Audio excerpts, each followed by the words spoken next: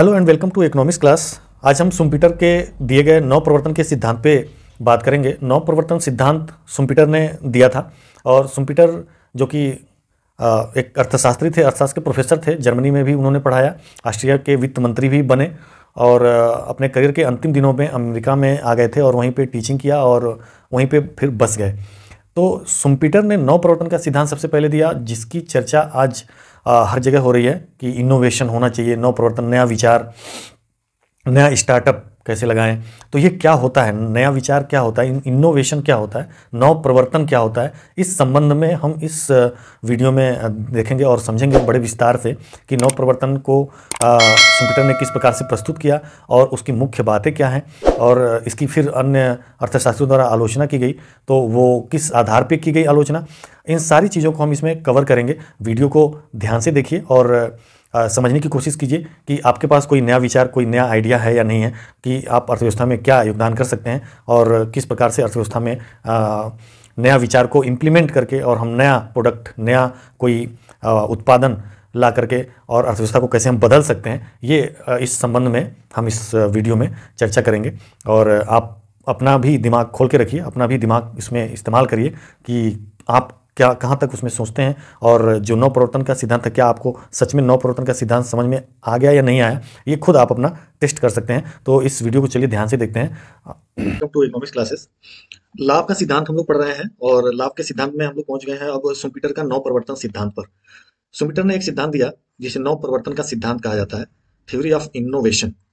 तो इससे पहले कि हम थ्योरी पर पहुंचे, इनोवेशन क्या होता है इसको जान लेते हैं। इनोवेशन का मतलब होता है किसी नए विचार को जन्म देना या नया उत्पादन करना या नया मार्केट ढूंढना, नए टेक्नोलॉजी का उपयोग करना उत्पादन में। तो इन सब करने से उत्पादन का जो तरीका है बदल जाता है, उत्पादन का नया बाजार हमें मिल जाता है और इससे जो उत्पादक को लाभ प्राप्त होता है उसे हम नव प्रवर्तन लाभ कहते हैं, यानी कि नव प्रवर्तन के कारण उत्पादक को लाभ प्राप्त होना, इसको हम नव प्रवर्तन सिद्धांत कहते हैं। तो इस सिद्धांत को शुम्पीटर ने दिया था। तो सबसे पहले हम शुम्पीटर के बारे में जान लेते हैं। शुम्पीटर का पूरा नाम जोसेफ शुम्पीटर है, जैसा कि यहाँ लिखा है। ये 1883 में इनका जन्म हुआ था, 8 फरवरी 1883 को, और इनका जो मृत्यु है 8 जनवरी को ही, 8 फरवरी को जन्म और 8 जनवरी को 1950 में इनका मृत्यु हुआ था। इनका एक किताब था बहुत ही प्रसिद्ध, फेमस हुआ, कैपिटलिज्म, सोशलिज्म एंड डेमोक्रेसी, जो 1942 में लिखा था इन्होंने। इसको याद रखना है, 1942 में इन्होंने किताब लिखा था, कैपिटलिज्म,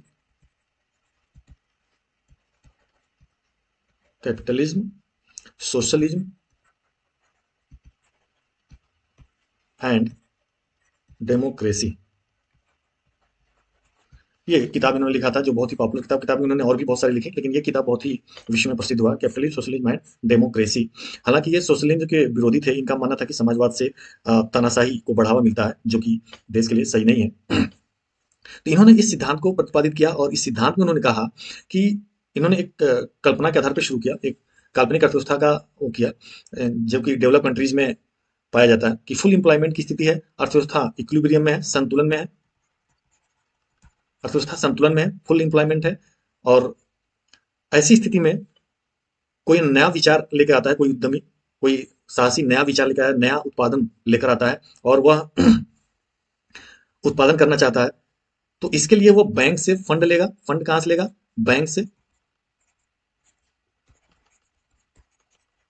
बैंक से फंड लेगा और वह उत्पादन शुरू करेगा। उत्पादन शुरू करने के लिए उसे फैक्टर्स चाहिए।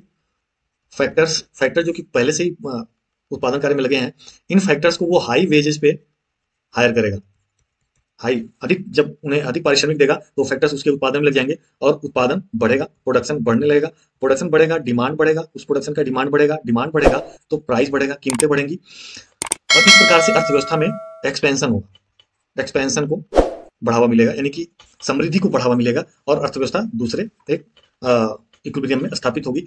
इन सब डिमांड बढ़ने से प्राइस बढ़ेगा और प्राइस बढ़ने से जो उत्पादक को लाभ होगा वही नव प्रवर्तन के कारण उत्पादक को लाभ होगा और इसी को उन्होंने नव प्रवर्तन का सिद्धांत दिया, यानी कि नया विचार से। तो सिद्धांत का इनका सिद्धांत का मुख्य बातें क्या है कि इनोवेशन से, यानी कि इनोवेशन मतलब जहां भी इनोवेशन का नाम आए ये समझ लीजिए कि कोई नया टेक्नोलॉजी उत्पादन में लगाया जा रहा है जिससे कॉस्ट कम हो जा रहा है, लागत कम हो रही है, या कोई नया बाजार ढूंढ लिया है अपने उत्पादन के लिए किसी ने, तो ऐसी स्थिति में जैसे सपोज दैट एक उदाहरण लेते हैं, मान लेते हैं कि पहले जब फ्रिज नहीं था, फ्रिज जब नहीं था तो ऐसी स्थिति में लोगों की सब्जियां खराब होती थी, खाने खराब होते थे, जो एक्स्ट्रा बच जाते थे। तो किसी ने सोचा होगा कि ऐसा करते हैं कि ऐसा कुछ चीज बनाते हैं कि जो सब्जियां खराब हो जा रही है 2 दिन में, खाना जो रखा रह रहा भोजन फूड वो खराब हो जा रहा है, सुबह का भोजन शाम तक खराब हो रहा है अत्यधिक गर्मी के कारण। तो ऐसा क्या किया जाए कि ये अधिक समय तक टिका रहे। तो यही उत्पादक का कार्य होता है कि गैप फाइंड करना, कि कहाँ पे हम क्या चीज सुविधा दे सकते हैं कंज्यूमर्स को, कि कंज्यूमर्स मना नहीं करेगा, उसको जरूर खरीदेगा, वो जरूर लेगा। तो किसी ने सोचा फ्रिज बनाते हैं, फ्रिज बना दिया, और फ्रिज बना दिया तो बाजार में आया, बाजार में बिकने लगा, लोगों को लगा कि ये फायदेमंद चीज है, ये उपयोगी चीज है, तो उसको वो लोग खरीदने लगे। तो शुरू में फ्रिज का कीमत हाई होगा, प्राइस क्या होगा, हाई होगा, क्योंकि पहला किसी ने उत्पादन किया, किसी ने खोज निकाला और उत्पादन किया, फ्रिज बनाया, फ्रिज का कीमत हाई होगा। जब फ्रिज का कीमत हाई होगा और डिमांड जब बढ़ेगी तो इसको प्रॉफिट मिलेगा। जब प्रॉफिट कमाने लगेगा तो इससे आकर्षित होकर अन्य जो साहसी, अन्य जो पूंजीपति हैं, उद्योगपति हैं, वो उत्पादन को बढ़ाने लगेंगे, प्रोडक्शन करने लगेंगे। इससे किससे, लाभ से आकर्षित होकर प्रोडक्शन करने लगेंगे। प्रोडक्शन करने लगेंगे तो क्या होगा, सप्लाई बढ़ेगा, मार्केट में वस्तुओं की सप्लाई और बढ़ेगी, यानी फ्रिज की और सप्लाई होने लगी, और भी कंपनियां फ्रिज बनाने लगेंगी, सप्लाई बढ़ेगा। इसके कारण क्या होगा, कंपटीशन बढ़ेगा, कंपटीशन बढ़ने के कारण कीमत नीचे आने लगेगी। यहां तो एबनॉर्मल प्रॉफिट हो रहा था, असामान्य लाभ, एबनॉर्मल प्रॉफिट, यानी कि प्रॉफिट से भी ज्यादा प्रॉफिट। तो वह प्रॉफिट धीरे धीरे खत्म होने लगा, क्योंकि अन्य प्रोड्यूसर भी प्रोडक्शन करने लगेंगे, सप्लाई बढ़ जाएगी, सप्लाई बढ़ जाएगी तो कीमत को कम करना पड़ेगा, नहीं तो कंपटीशन के कारण कम कीमत की तरफ कंज्यूमर चले जाएंगे। तो कंज्यूमर्स को बनाए रखना है, कंज्यूमर्स को, उपभोक्ता को अपने तरफ आकर्षित करना है, तो कीमत को कम करना पड़ेगा। कीमत कम करेंगे तो प्रॉफिट कम होगा, और प्रॉफिट कम होगा यानी कि असामान्य लाभ समाप्त हो जाएगा, प्रॉफिट समाप्त हो जाएगा धीरे धीरे, क्योंकि कीमत कम होने लगेगी, और सामान्य प्रॉफिट ही, नॉर्मल प्रॉफिट ही, हमने पिछले वीडियो में बनाया है नॉर्मल प्रॉफिट, एब नॉर्मल प्रॉफिट क्या होता है, उसको ध्यान से देखिए। तो नॉर्मल प्रॉफिट ही प्राप्त हो जाएगी। तो इनका कहना था कि दीर्घकाल में असामान्य लाभ समाप्त हो जाएगा, एब नॉर्मल प्रॉफिट समाप्त हो जाएगा, केवल नॉर्मल प्रॉफिट ही रह जाएगी। तो इनोवेशन के कारण जो नॉर्मल प्रॉफिट है वो केवल अल्पकाल में, शॉर्ट रन में ही रहेगा। एब प्रॉफिट लॉन्ग रन में एनुअल प्रॉफिट नहीं रहेगा, क्योंकि अन्य जो फर्म है वो आकर्षित होकर के उत्पादन को बढ़ाने लगेंगे, उत्पादन करने लगेंगे, और यह तब तक होता रहेगा जब तक कि नॉर्मल प्रॉफिट, एबनॉर्मल प्रॉफिट समाप्त न हो जाए। यही इनका मुख्य नव प्रवर्तन का सिद्धांत है। इसके आगे इन्होंने आगे बढ़ के कहा कि यही नव प्रवर्तन ही बाजार में उथल पुथल का कारण बनते हैं, यानी कि व्यापार चक्र का कारण बनते हैं। क्योंकि नव प्रवर्तन आता है, अर्थव्यवस्था इक्विलिब्रियम में थी अर्थव्यवस्था। अब नव प्रवर्तन के कारण, नए विचार के कारण कोई उद्यमी आया और उसने कुछ नया करने का सोचा, नया उत्पादन करने का सोचा, और इसके कारण क्या हुआ कि प्राइसेस बढ़ने लगे, क्योंकि वो जो फैक्टर खरीदेगा वो हायर प्राइस पे खरीदेगा, क्योंकि फुल एम्प्लॉयमेंट की स्थिति है। तो यदि दूसरे फैक्टर्स को अपने उत्पादन, अपने फैक्ट्री की तरफ आकर्षित करना है तो उन्हें अधिक वेज देना पड़ेगा।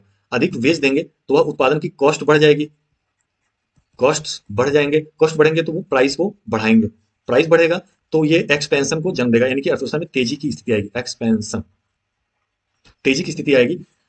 दूसरी तरफ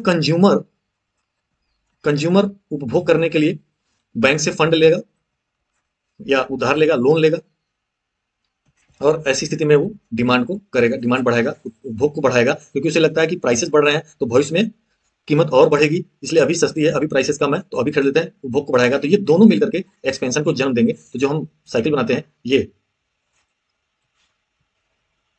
ये एक्सपेंशन होता है, एक्सपेंशन, ये व्यापार ऊपर की ओर चढ़ना एक्सपेंशन कहलाता है। तो एक्सपेंशन को बढ़ावा मिलेगा। अब दूसरी स्थिति ये आएगी, ये कुछ समय तक ही रहेगा, ज्यादा समय तक नहीं रहेगा, इससे बढ़ेगा प्रॉफिट बढ़ेगा। तो दूसरे जो उद्यमी है, दूसरे फर्म है, इस प्रॉफिट से आकर्षित होकर वो भी इस कंपटीशन में घुस जाएंगी और उत्पादन करना शुरू करेंगी। उत्पादन करना शुरू करेंगी तो एक कंपटीशन की भावना बढ़ेगी। जो पुराने उत्पादन करता है, पहले से उत्पादन कर रहे हैं, वो क्या करेंगे, वो अपनी टेक्नोलॉजी को चेंज कर देंगे, अपनी टेक्नोलॉजी को इस उत्पादन कार्य में लगा देंगे, जिससे कि सप्लाई बढ़ जाएगी। अभी जिसकी बात मैंने किया, सप्लाई बढ़ जाएगी, सप्लाई बढ़ते ही प्राइस घटेगा, क्योंकि कंपटीशन बढ़ने से प्राइस घटेगा, और क्योंकि उपभोक्ता को अपने उत्पादन की तरफ आकर्षित करना है तो कीमत घटेगी, कीमत घटेगी तो प्रॉफिट घटेगा, और प्रॉफिट घटेगा तो यही कारण बनेगा कि डिप्रेशन आएगा, डिप्रेशन या कॉन्ट्रैक्शन कहते हैं, हाँ, डिप्रेशन, यानी कि सब कुछ घटने लगेगा। और जब कीमत घटने लगी तो लोन भी जो बैंक से लिया गया है, जो उत्पादक ने लोन लिया है, और जो वेज अधिक देकर के देने के लिए लोन लिया था, फंड इकट्ठा करने के लिए प्रोड्यूसर ने, प्रोड्यूसर ने लोन लिया था, वो बैंक को जब प्रॉफिट घटने लगा तो वो बैंक को वापस करने लगा लोन। कंज्यूमर भी लोन वापस करने लगेगा, क्योंकि प्रॉफिट घट जाएगा, कीमतें घटने लगेंगी, तो कंज्यूमर को लगेगा कि अब तो और कीमत आगे भविष्य में घटेगी, तो वो डिमांड को घटाने लगेगा, डिमांड घटने लगेगा, प्राइस और घटने लगेगी, प्रॉफिट और घटने लगेगा। तो ये डिप्रेशन या मंदी की स्थिति आ जाएगी। अभी तेजी की स्थिति थी, ये मंदी की स्थिति आ जाएगी। तो ये इनका कहना ये था कि नव प्रवर्तन के कारण ही अर्थव्यवस्था में तेजी और मंदी भी आती है। तो ये इनका पूरा सिद्धांत मैंने आपको यहाँ पे रख दिया। अब इनको पढ़ लेते हैं। यहाँ पे वही चीज आपको पढ़ने में मिलेगी। जोसेफ शुम्पीटर ने इस बात पर बल दिया कि प्रमुख कार्य, साहसी का प्रमुख कार्य क्या है? उत्पादन क्रिया में नव परिवर्तन को लाना। इसी नव परिवर्तन की क्रिया का प्रतिफल है लाभ। लाभ इसी नव परिवर्तन के कारण मिलता है। नव परिवर्तन के कारण लाभ मिलता है। नव परिवर्तन से उनका अभिप्राय है किसी ऐसे परिवर्तन से है जिसके फलस्वरूप उसकी आय में वृद्धि आए। ठीक है, तो ऐसे परिवर्तन, नव परिवर्तन किसको कहते हैं? तो अभी हमने बताया कि नया उत्पादन, नया उत्पाद, कोई नई चीज बना देना। ठीक है, जैसे अभी क्या बना, पहले बल्ब था तो अभी एलईडी आ गया, एलईडी आ गया, तो अब सभी लोग एलईडी कर रहे हैं, बल्ब का चलन खत्म हो गया। तो नया उत्पाद कर देना, कोई नया बाजार बाजार ढूंढ लेना, अपने उत्पादन के लिए नया बाजार ढूंढ लेना, कोई तकनीकी, नई तकनीक। तो ऐसी चीजों को ढूंढना जिससे कि कॉस्ट कम कर दे। कॉस्ट कम कर देगा तो हम जानते हैं कि price minus cost equal to profit होता है। तो कॉस्ट जब कम होगा तो निश्चित रूप से प्राइस क्या होगा, बढ़ जाएगा। तो इनका यही मानना था कि नव परिवर्तन ऐसे इनमें से किसी भी तरीके से नव परिवर्तन हो सकता है और उसके कारण प्रॉफिट में वृद्धि हो सकती है। आगे इन्होंने क्या कहा? आगे कहा कि इस प्रकार हम कह सकते हैं कि नव परिवर्तन एक तो उत्पादन फलन में लाए जाने वाले ऐसे परिवर्तनों से संबंधित है जिससे न्यूनतम लागत पर अधिक से अधिक उत्पादन की प्राप्ति हो सके। दूसरे ऐसे परिवर्तन जिससे उत्पादित वस्तुओं की मांग में वृद्धि हो सके। तो मांग में वृद्धि होगी, प्राइस बढ़ेगा, प्राइस बढ़ेगा, डिमांड में वृद्धि होगी, प्राइस बढ़ेगा, प्राइस बढ़ेगा तो प्रॉफिट बढ़ेगा। और इसको हम कहेंगे कि नव परिवर्तन के कारण प्रॉफिट आ रहा है। इसमें इन्होंने ये 5 तरीके का नव परिवर्तन बताया। इनमें से कोई भी चीज हो जाए उसको उन्होंने नव परिवर्तन कहा, और इसके कारण लाभ होता है तो उसको नव परिवर्तन के कारण लाभ का सिद्धांत दिया शुम्पीटर ने। इसमें कहा कि उत्पादन की नई तकनीकों को खोज लेना या नई प्रविधि, नई टेक्नोलॉजी से उत्पादन करना जिससे कि कॉस्ट कम हो जाए। इसमें भी क्या होगा, कॉस्ट कम होगा और उत्पादन बढ़ेगा, प्रोडक्शन बढ़ेगा, फिर प्रॉफिट बढ़ेगा। कच्चे माल सामग्री को नए स्रोत को खोज लेना, जैसे किसी कच्चे माल को या उसके स्रोत को खोज लेना, नए स्रोत खोज लेना। जैसे कोई समुद्र के नीचे कोई बड़ा सा तेल भंडार मिल जाए तो उससे क्या होगा, कीमतें गिर जाएंगी, यानी कि कॉस्ट गिर जाएगा। कॉस्ट गिर जाएगा तो क्या हो जाएगा, गैप बढ़ जाएगा और प्रॉफिट बढ़ जाएगा। किसी भी उद्योग में नई संगठन व्यवस्था को बनाए रखना, नई संगठन व्यवस्था को बनाए रखना, ऐसा उत्पादन व्यवस्था में ऐसा मैनेजमेंट करना कि वह कॉस्ट कम कर दे और उत्पादन को बढ़ा दे, यानी कि प्रॉफिट को बढ़ा दे।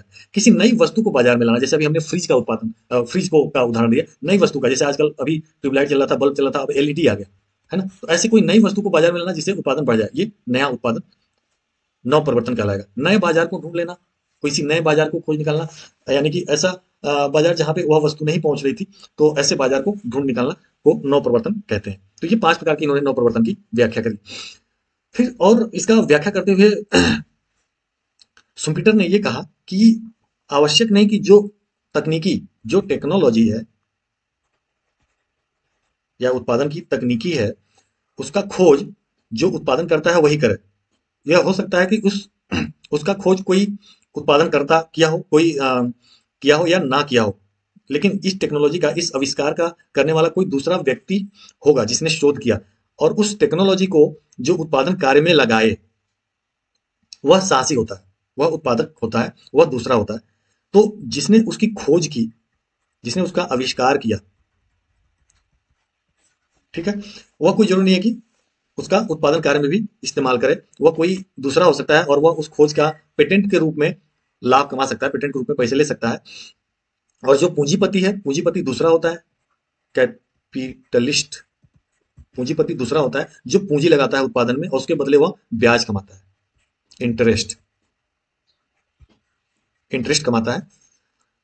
इन सबका इस्तेमाल, पूंजी का और टेक्नोलॉजी का इस्तेमाल जो करता है उसे कहते हैं साहसी या उद्यमी, या इंटरप्रेन्योर कहते हैं, उद्यमी कहते हैं, या उत्पादक, प्रोड्यूसर। यह रिस्क लेता है, साहसी साहस करता है कि कैपिटलिस्ट के पूंजी को, यानी कि इसके पैसे को लगाया जाए, क्योंकि इसको ब्याज देना होगा इसके ऊपर। तो कैपिटलिस्ट कोई रिस्क नहीं ले रहा, ये केवल पैसा दे दिया, इसे कह रहा है कि ये पैसे लो और इसके बदले हमें इतना ब्याज देना, 10%, 20% इतना ब्याज देना चाहिए। टेक्नोलॉजी किसी और ने खोजा और इसने अपना पेटेंट लगा लिया, इसको कुछ पैसे देगा साहसी। साहसी ने उत्पादन कार्य में इसको लगा दिया, जैसे फ्रिज बनाया तो फ्रिज में उसने इस्तेमाल किया, फ्रिज में टेक्नोलॉजी इस्तेमाल किया, वह टेक्नोलॉजी कोई और खोजा होगा, लेकिन उसने फ्रिज बनाने में, फ्रिज एक उत्पादन बनाने में उस टेक्नोलॉजी का इस्तेमाल किया। तो इसको, उस टेक्नोलॉजी का इस्तेमाल करने से, उस फ्रिज को बनाने से उसके बदले में जो कीमत मिलेगा, जो प्रॉफिट मिलेगा, वह प्रॉफिट कहलाएगा। जो कीमत मिलेगा वह प्रॉफिट कहलाएगा।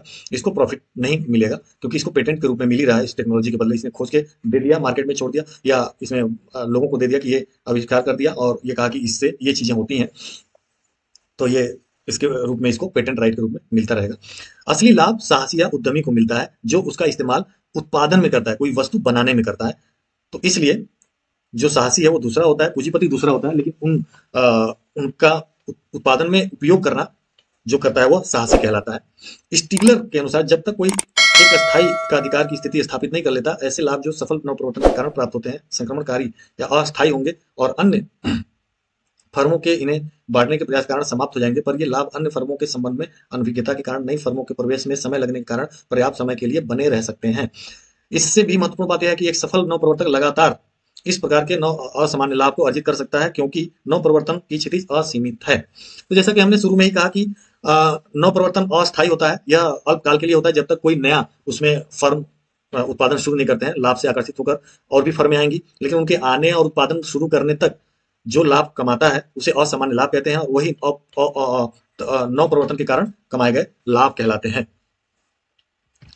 आगे सुम्पीटर ये कहते हैं कि नवप्रवर्तन से लाभ की प्रमुख विशेषता यह है कि यह अस्थायी होता है और दीर्घकाल में यह समाप्त हो जाता है। ये हमने शुरू में ही बताया कि दीर्घकाल में चूंकि बहुत सारी फर्में उस उत्पादन को करने लगती हैं और इस कारण से कीमतें गिरने लगती हैं, क्योंकि और भी फर्में उत्पादन करती हैं, जिससे कि सप्लाई बढ़ने लगता है, कंपटीशन बढ़ने लगता है, प्रतियोगिता बढ़ने लगती है, और प्रतियोगिता बढ़ने के कारण कीमतें नीचे की जाती हैं। कीमतें नीचे की जाती हैं जिससे कि उत्पादक कंज्यूमर को आकर्षित किया जा सके। कंज्यूमर आकर्षित होता है तभी जब कीमत कम रखा जाए, और कीमत जब कम रखा जाता है तो प्रॉफिट क्या होता है, गिरने लगता है, यानी कि प्रॉफिट समाप्त हो जाता है, प्रॉफिट समाप्त हो जाता है। इसलिए दीर्घकाल में, लॉन्ग रन में प्रॉफिट समाप्त हो जाता है, शॉर्ट रन में ही प्रॉफिट बना रहता है। इसलिए सुम्पीटर ने इसको नवप्रवर्तन जन लाभ को कभी भी अस्थायी नहीं माना। उन्होंने कहा कि ये अस्थायी, यानी कि अल्पकाल में ही रहेगा, दीर्घकाल में समाप्त हो जाएगा। इसके लिए फिर आपको नवप्रवर्तन करना पड़ेगा, फिर कोई नया तकनीकी ढूंढनी पड़ेगी, नई टेक्नोलॉजी, नया उत्पाद ढूंढना पड़ेगा। इस तरह से अर्थव्यवस्था में इनोवेशन होता रहेगा, इनका ये कहना था। अब इनकी आलोचनाएं भी हुई, कुछ आलोचनाएं हैं यहाँ पे, इसको देख लेते हैं क्या क्या आलोचनाएं हुई।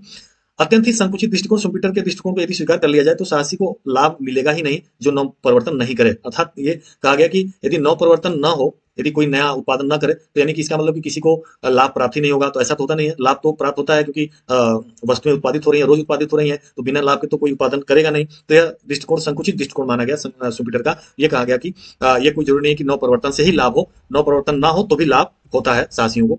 नेक्स्ट है, नव परिवर्तन लाभ के निर्धारक तत्वों में से एक प्रमुख तत्व है, पर लाभ इसके द्वारा निर्धारित नहीं होता है। नवप्रवर्तन एकमात्र एक पार्ट है लाभ का, लेकिन लाभ का एकमात्र पार्ट नवप्रवर्तन नहीं है, इसके और भी बहुत सारे कारक हैं जिससे लाभ होता है। सुम्पीटर यह मानते ही नहीं कि साहसी जोखिम उठाता है, और इसलिए वे लाभ को जोखिम के प्रतिकूल रूप में स्वीकार नहीं करते। उनके अनुसार साहसी नहीं बल्कि पूंजीपति जोखिम उठाता है। उन्होंने साहसी को जोखिम उठाने का नहीं माना, उन्होंने माना कि साहसी नहीं, पूंजीपति जोखिम उठाता है, और जो कि गलत है। साहसी जोखिम उठाता है और इसीलिए उसे लाभ प्राप्त होता है। वीडियो को ध्यान से देखने के लिए आप सभी का बहुत बहुत धन्यवाद।